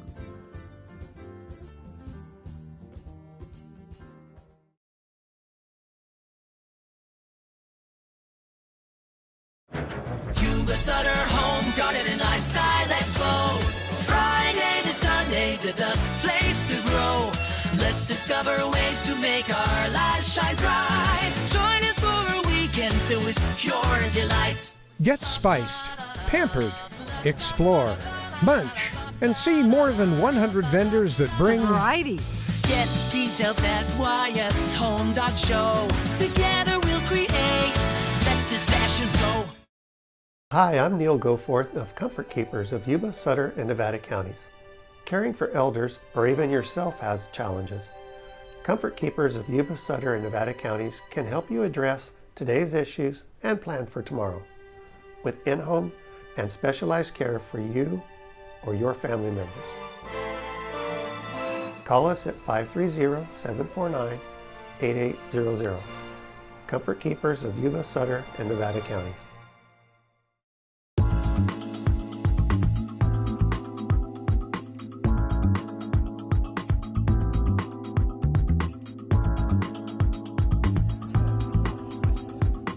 You've seen signs marking some of the gyms in Marysville. They're produced by Sapphire Sign Company, providing something small, large, and mobile. With decades of experience, Sapphire Signs has pioneered local production of a variety of signs, like temporary campaign-style signs, welcomes for unique events, building signage, event promotion,